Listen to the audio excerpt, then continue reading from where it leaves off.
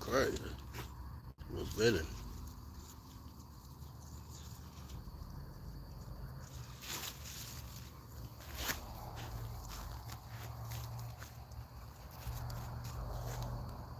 Watch out, son. Guess I should have got a container to put these in. I ain't think it's gonna be none ready. Just picked these this morning.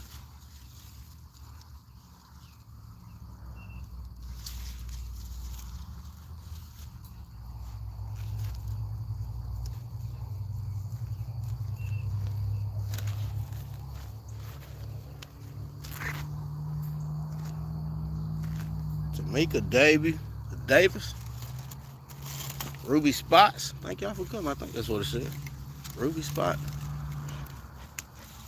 The Bud File. Strawberries coming in.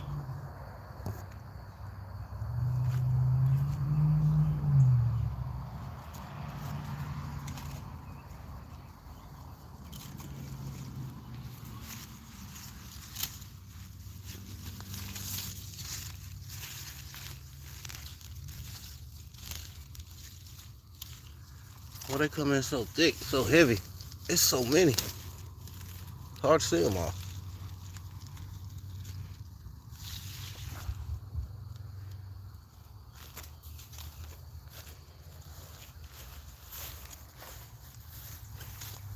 You had to staple all this down because of squirrels or birds.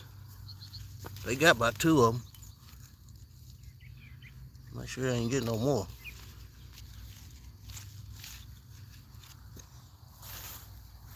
Nice size strawberry. What's going on, bro? Nice size strawberry. Girl, dad cooking up deliciousness.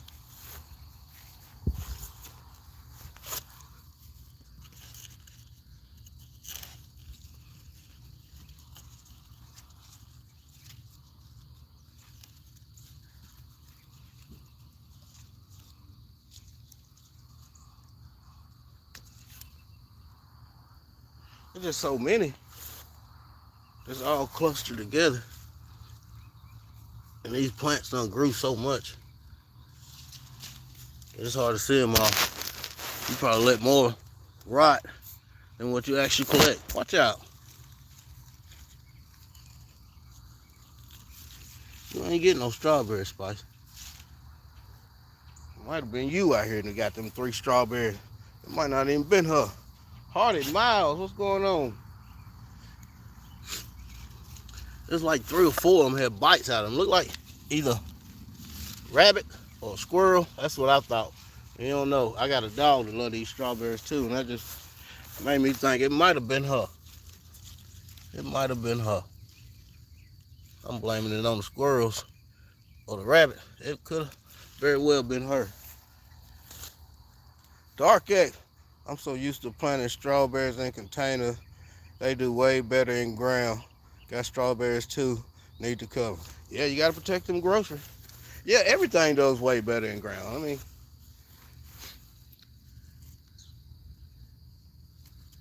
but this bed is finna be taken down this after this season. And I'm moving them strawberries. See, I'm building some beds right there. I'm putting them strawberries right there. And see, I got them. See how them boards? See how them boards is coming up? That's that's so I don't have to do this anymore. This PVC pipe over top of them. I mean, which yeah, it's a good, quick, easy fix, but it'll be a lot easier just stapling it down to them boards. So that's why I'm building them like that.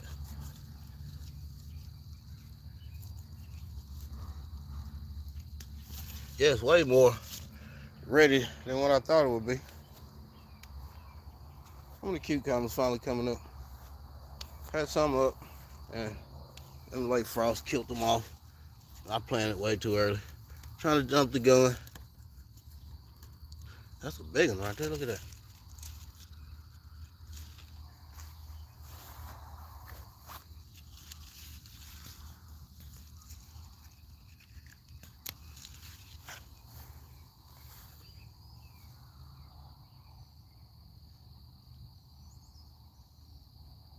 onion leaves, garlic.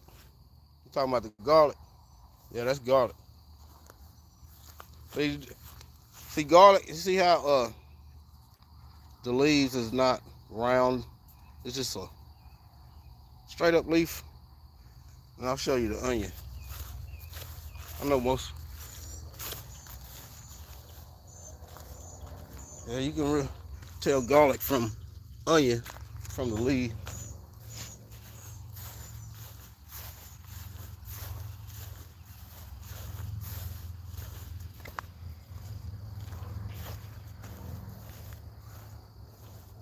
I need to slow down. I be moving too fast, y'all. My bad. That's the onion. See how the onions is round? I just put in some mammoth sunflowers right here. Planning on putting about 3 or 4 okras down through here too, just so it's shade to block off for some shade for these tomato plants. Yeah, we got strawberries everywhere. Picked those this morning, man. The grandkids. We got 3 of the grandkids here today. 3 of my granddaughters. They're in there playing makeup with the wife right now.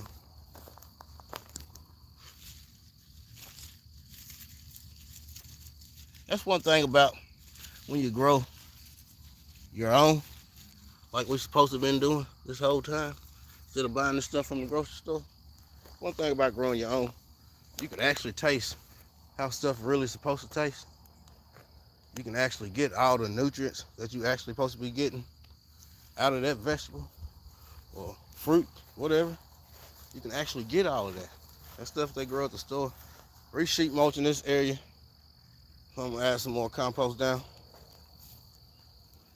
I love me some onion. Ugh.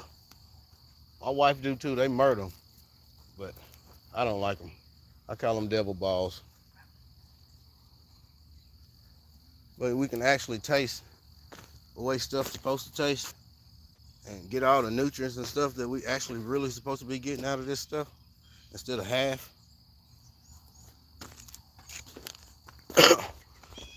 I don't know what's going on with this blackberry bush, but this blackberry branches keep dying back. So you can see where I cut it here, it died back. Cut it here, died back. Cut it there, died back. Cut it there, died back. I don't know why. Start another fig row here. My Texas everbearing, something. This is the second one I had.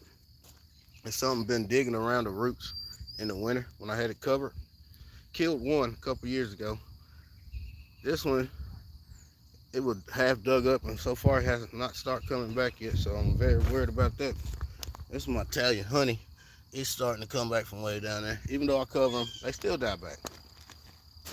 That's that strawberry verte that I just planted. And that's a magnolia that I just planted. That's a Lebanon red that I just planted.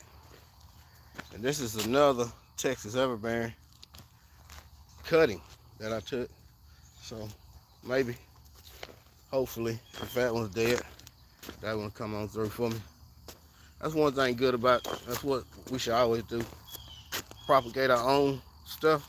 So when stuff like that happen, you always got a backup. Violet de Bordeaux is coming back. All of this is dead, even though it was covered with frost cloth and stuff with hay all winter. It still died back. Everything, bananas, all the mother plants died back. So now they shooting up pups like crazy that I got to take out. Every time your mother plant of your bananas die off, it's gonna shoot up by 18 pups every year, and you have to take them off because they don't grow as fast if you leave all them pups on it. So I got to take all them pups off. All of these Musu Baju bananas here, all the mother plants died. And then the pups is coming up. They're shooting off a lot of pups. It's got to be separated.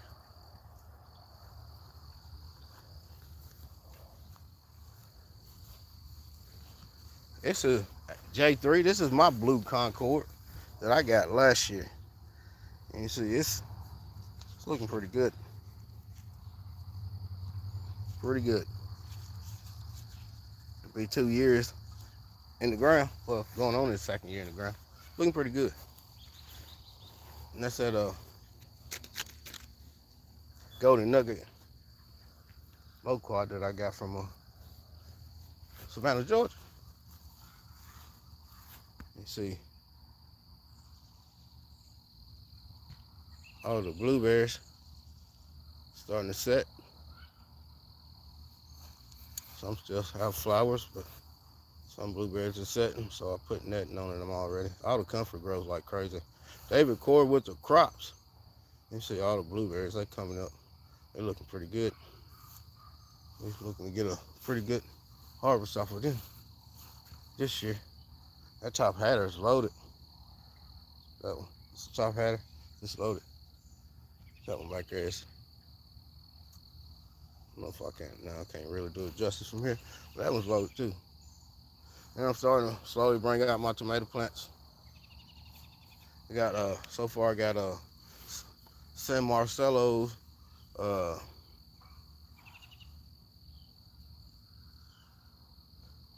Parker's Whopper, a summer sandwich. Where's that other one? A summer set. And I got Brandywine and Early Girl. And I got some cayennes. I finally planted some marigolds, cayennes, uh, hot cayennes, and Sorrentos. More garlic, basil, some carrots, a few little carrots that start coming up right there. A few little carrots. And I planted some more cabbage off in here. Gotta cover that cabbage. Gotta keep them moths from laying off in there. Gotta get them carrots out. Them carrots off in there. Been in there since last year. It's time for them to come out before they start bolting. Start setting seeds. That cabbage I'm leaving for seeds. Then I'll cut that and maybe I can get another one from the stem. These strawberries over here are pretty much just letting, see, I leave a little section for the wildlife. So I got this little section, y'all can eat them. I ain't gonna worry about it. But you stay out of mine. Even I got some blackberries for them too. Elderberries up here. I even got blackberries for them right here. I get thorns on them, but these get some of the biggest blackberries it is. And they already setting berries.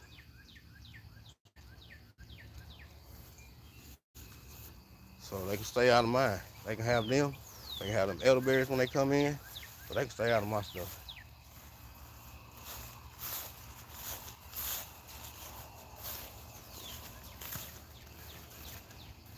J.K. Gardner, David Cord with the crops. I don't know if I'm supposed to. I think I did.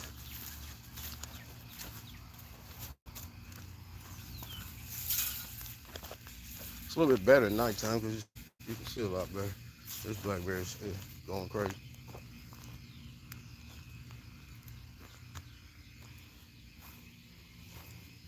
Can't wait to see how them little sugar cane jujubes right there grow. Fuji, yep.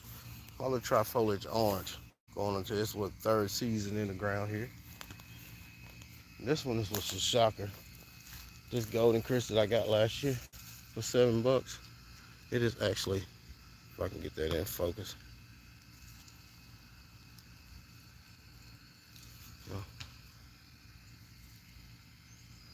Let me see. I can actually get it. That's it right there. Actually holding on to like 3 little apples. So that's amazing. More onions. More strawberries. I gotta remember to slow down. I'm always walking fast because I'm always in a hurry to do something. There's so much going on there. Arkansas black.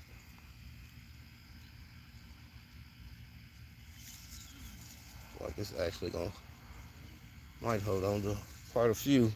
But it's third year in the ground. More garlic. This area is really filling in a lot.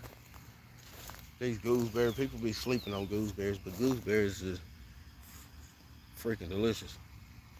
And they grow like crazy. Let me back it up a little bit.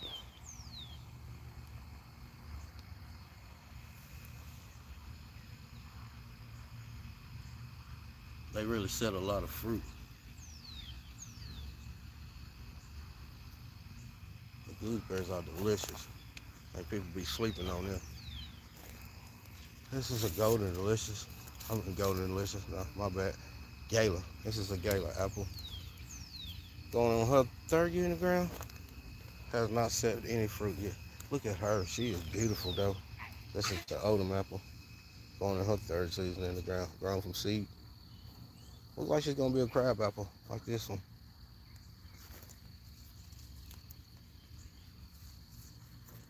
I left this actually 2 stems on this one. Because what I'm planning on doing is after I get a few lateral branches coming off like these, plan on grafting some different varieties onto it.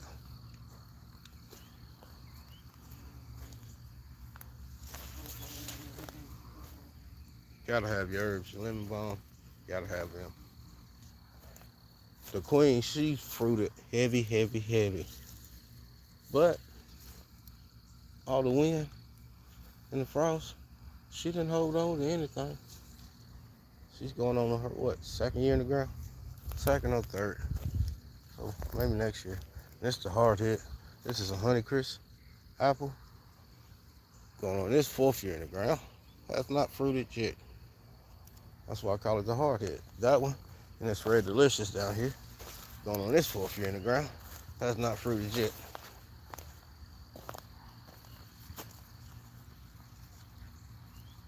You know what they say, in due time. It's not hard to find. As far as apples, I got first one would be Honeycrisp.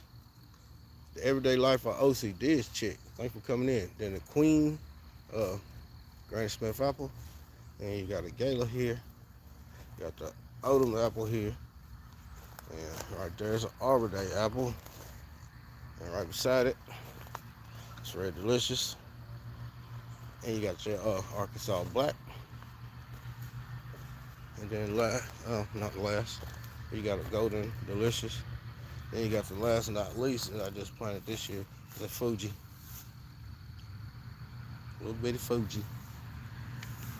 Well, finally, Fran has woken up. She's finally starting to leaf out. Instead of Independent Nectarine. And this is my Red Haven peach. Probably gonna take this branch out. I don't like the way it's growing. It's too far in the center. I don't know, I might just take this out. I don't know, I might just take this whole thing out. I don't know. Decision. Somebody gotta make them though. Your fuse is tiny. That's them bags. Actually, that's where the hardhead came from too. Come on here, St. Thomas. Mike's Chaotic Garden.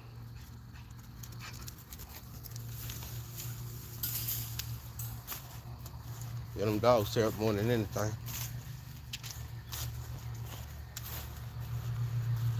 Strawberries, actually.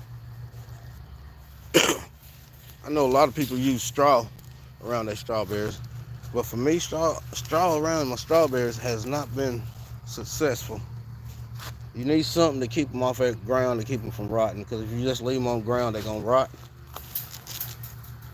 So I used to always use red cedar mulch, stuff that you buy like in bags at Walmart, that you get for like pet bedding. And that cedar, it seems to help to keep most of the critters away. So it usually goes pretty good. I got to get up some because I noticed a couple that I picked earlier this had a couple little spots on them where they were sitting on the ground. So it needs something. Straw has never been good for me. Straw, it breaks down real fast, and it always brings in slugs and roly-polies. They're the composters. They're the natural composter. And not only will they eat that straw and stuff, they will eat your fruit if they see it. Lisa Harris, thanks for coming. I think you knew her. I ain't never seen you. I appreciate you coming. I was at the nursery this morning. I saw Reliance Peach Tree, which is harder down to Mike's zone. Yeah, it's got a lot of them harder down to your zone. But what you want to look for, or what you want to find out first, is what is type of diseases do you have around in your zone, in your area? Like around here for peaches is brown rot and leaf curl. So I want I got I got varieties that's resistant to brown rot and peach curl because that's what we get down here. So I got my Alberta and my Bella Georgia and that Red Haven because they all good resistant to that we get. So yeah, that's just what you want to look for. It's like down here for apples, and which I didn't notice before I got some of my apple tree. We get cedar rust, cedar rust bad. That's because we get all these cedars and all that April showers. They say bring May flowers. Well, it also brings fungus to your fruit trees. And if you got varieties that's not hardy or resistant to it, it's gonna get it. It's like it don't matter how much you spray. It don't matter. It don't matter how much you spray. You're still gonna get it. So Arkansas Black is resistant to cedar apple rust. So I got that one. Fuji is resistant to it, so I got that one. I didn't know it before I got the Honeycrisp is not, the Granny Smith is not, the Gala is somewhat resistant, and the crab apples is not at all, and the Golden Delicious is not at all. So they always gonna suffer from that. It's not gonna kill them. Put some marks on them, make the leaves look terrible. Yeah, put them red, orange looking spot on the bottom of them. Yeah, the tree gonna look terrible, but it's not gonna kill it. But it affects it. But I got them, so I ain't gonna cut them down. My pineapple guavas supposed to be hardy to my zone, but you can see they still die back to the ground every year. Starting to come back now. Lemon guava, we didn't think it was, but look, it's coming back. Another pineapple guava. I think my Mekong King banana died. It has not come back yet. These are the biggest ones is Carolina Kings. I've heard you. I also have limited space. Yeah, me too. Them Carolina Kings. That right there is Dwarf Cavendish, and that's my favorite right there. It's a Musu Akuminatus. And then you got a Musu Baju, which is just Japanese fiber banana, more like ornamental bananas. And of course all my oregano field.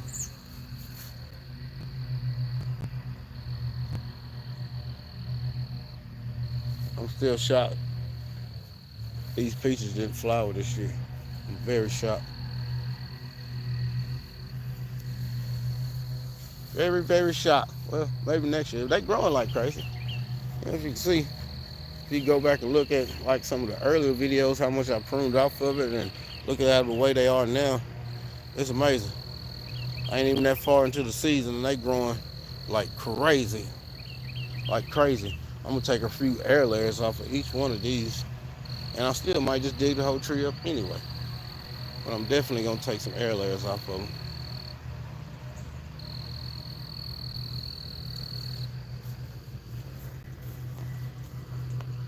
More grapes. That's a cutting off the oldest. And okay, they made it to the back row because they don't do too good. They get that black rock.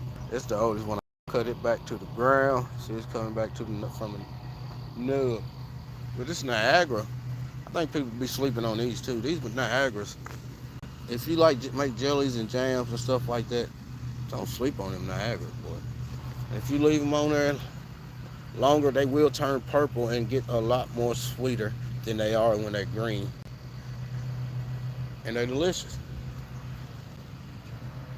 She is going into her fourth season in the ground. And she always give me plenty. My Carlos muscadine coming all the way back from down there. He got broke. I think one of the dogs. This is the grape variety, Concord grape. She only, last year she didn't give me none. This year she got 2 little clusters so far. You know, grapes, they always form on the new growth. They'll never form on the old growth. It's something I always do too. About once or twice a week, I come by now hit my trees and my grapevines and stuff, especially at the tips, with a jets of water. Oh, there's another set on it.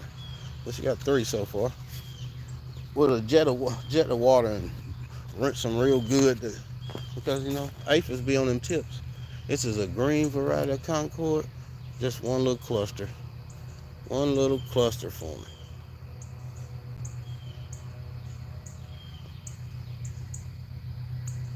So she might be making it to the back row next year.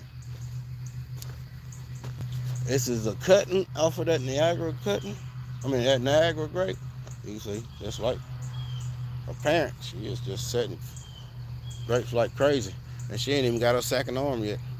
She was a little cutting last year down there on the bottom line. And now I moved her over here where the oldest grapevine was. And she's already showing out.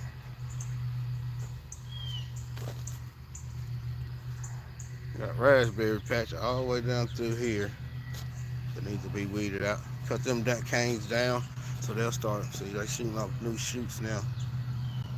I won't get no raspberries to probably fall.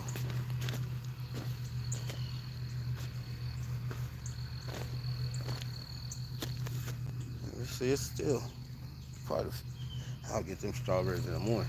That's a lot. So even on a half an acre, you can grow way more stuff than you and your family can eat. It's time. It's going to seed. Some oregano, more strawberries down through there, some garlic. That's oregano too. You can grow more food than what you think. I still got plenty of room for my dogs to run. So we got this little area. Then we got the whole front yard.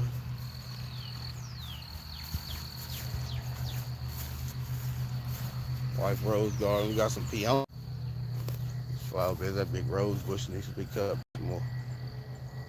Bermuda grass, look at that. Dude, Bermuda grass is my nemesis. I can't stand Bermuda grass, man. I forgot what them flowers were.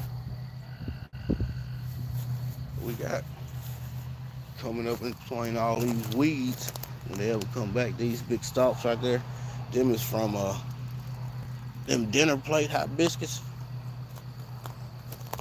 They get huge whenever they ever come back. Them black iris is pretty. What they call it? Gladiolus, I believe. Something like that. Got some herbs starting to come up here. Some herbs coming up in there. The anthers. Onions. Garlic around roses. Yeah.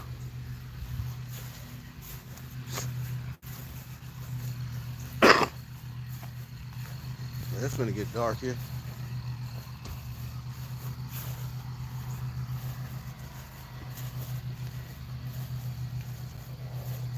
Bermuda grass grows like crazy.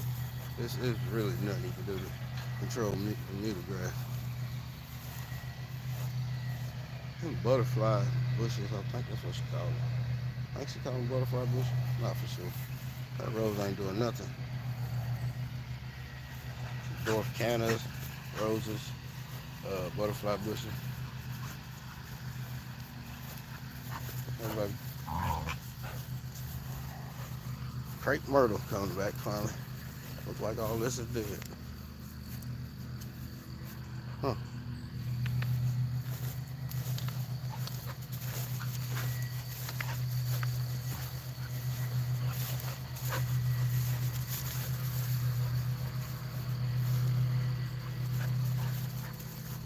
I'm still amazed how much these trees have grown in the past few weeks. Consider all of this is all new growth. Good God, I cut these things down a lot and they already reaching the sky. This is the oldest peach tree I have now. It's going on this 6th year in the ground, the 6th year. That's at Alberta peach.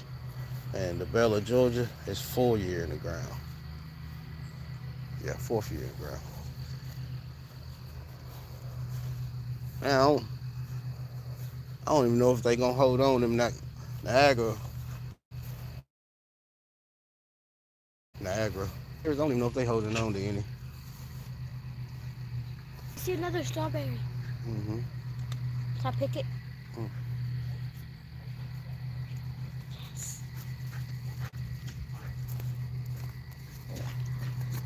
Y'all don't calm down. That ain't ready yet. I already checked them.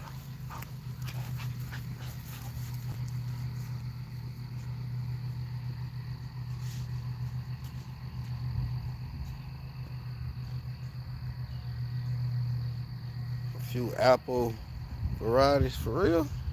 Sweets of heaven.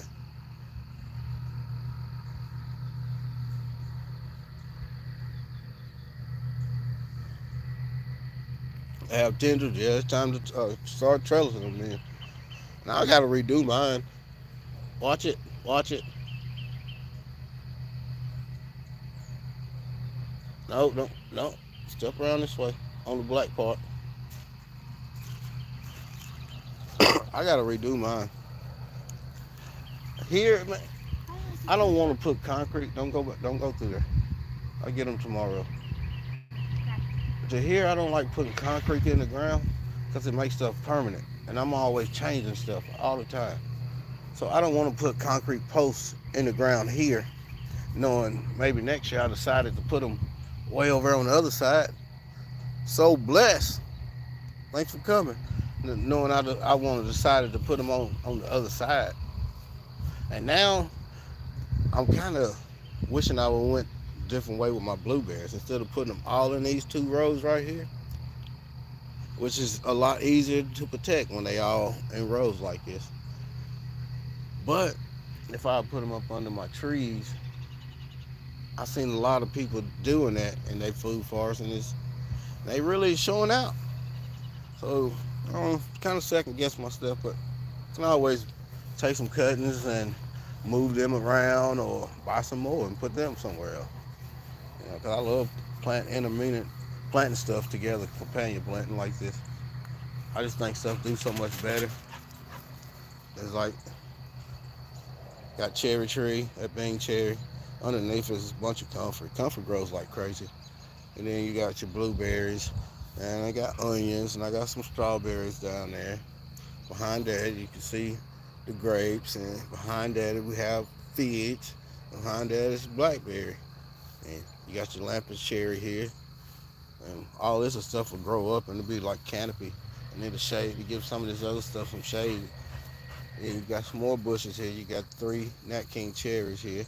Up underneath you got some strawberries, and you got your Golden Nugget. If it survives, I'm hoping it will. Golden Nugget loquat right there. I just think stuff do better when they plant it together. And I'm planting these onions, this whole roll of onions here, maybe in January, I believe. I planted them back there maybe February. You know, I don't eat onions, but my wife, they love their onions. And you know me, I love them. So I'm going to do whatever I can for them. They eat it. I love to grow stuff. So I'm going to put it out.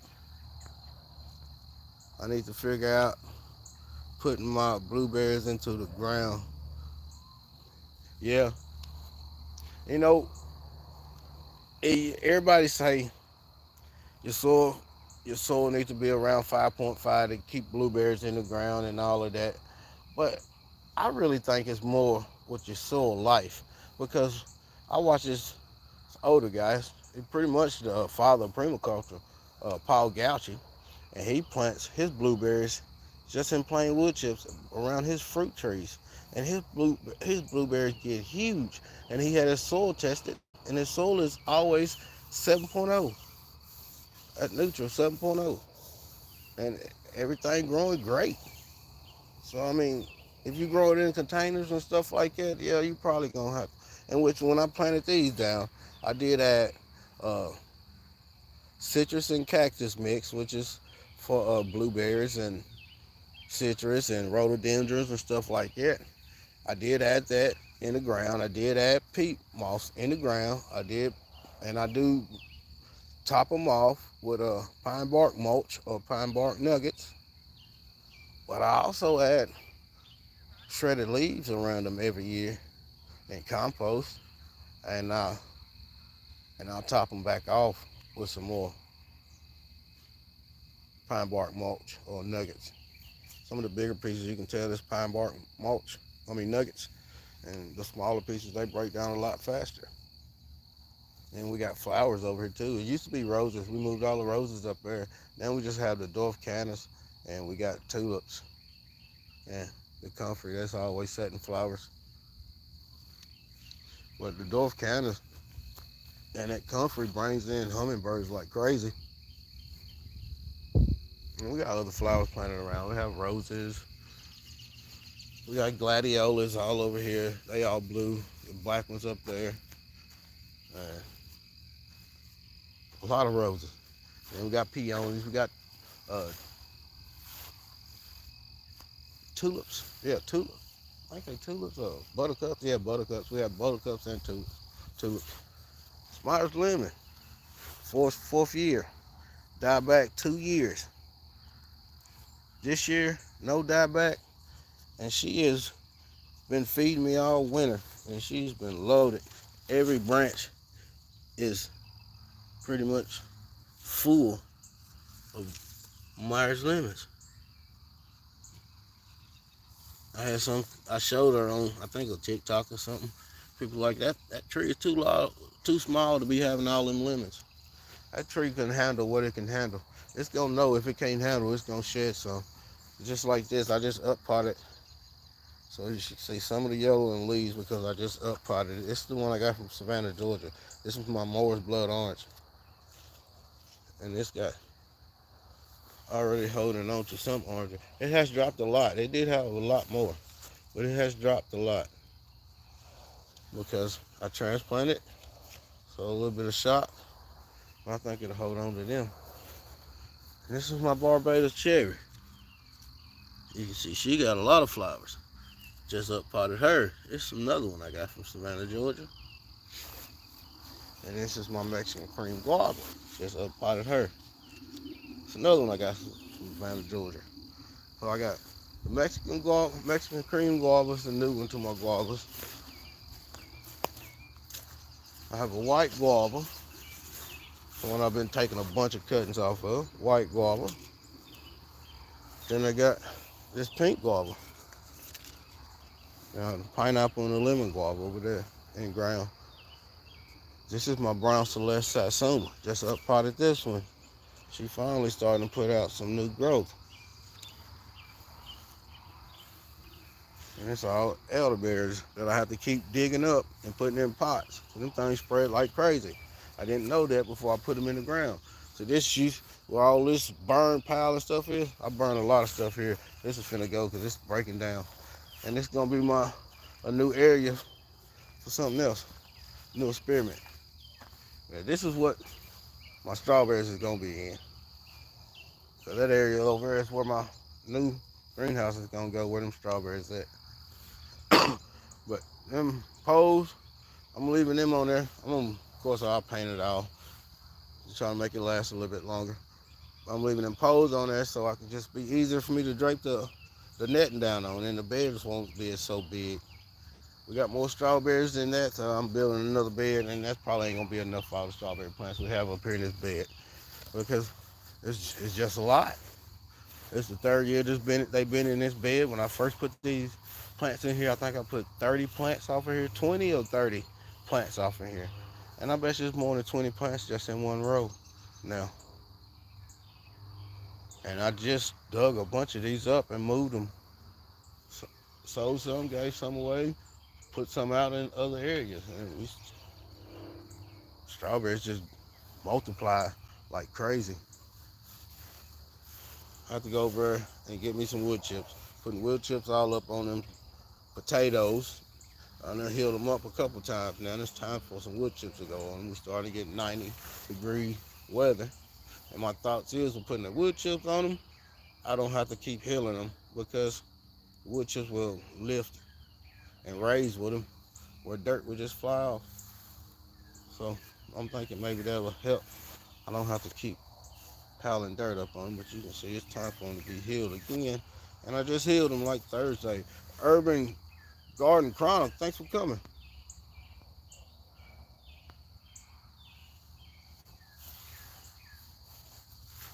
Yeah, but it's getting dark out here.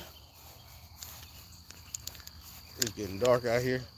I just walk around doing some stuff. Actually, I was out here building that bed and putting some holes in my trellises that I'm making for that I'm gonna have them tomato plants on.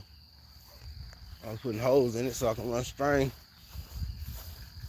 so I can have it support these tomato plants. Cause these tomato plants grow like trees. So I put a hole through each one of them, and then I run string through it, and I run string down from the top to each one of the plants. So maybe that'll give them a lot of support, and I keep them pruned up real good, keep them from getting bushy, so they get enough airflow. Open that basil behind them, or keep a lot of pests off. I'm gonna plant some more marigolds in there. I don't know what I'm gonna put behind that yet, but I'm not finna not use this area. Something will go here. Something will go here. And I have more tomato plants than I have for this spot over here, so I'll be planting them around some other places. See which does better. I got a couple spots over there by them apples I can put a couple things in. Always looking for somewhere to put stuff. But, you know, this is 2024. A lot of stuff happening right now. Price of food is outrageous. The price of everything is outrageous. So if we can grow our own, why shouldn't we? And it's better for us anyway, instead of eating that crap they selling us in the store. But yeah, it's getting dark. I appreciate each and every one of y'all from coming. I appreciate the 16 thumbs up for this little pop-up. And like I always say, if God be for you, who can be against you? If God be with you, whom shall you fear? If no one knows you, still his heart adores you. You are safe, you are loved, you are healed. Y'all have a blessed day. Have a blessed night. I'll see y'all.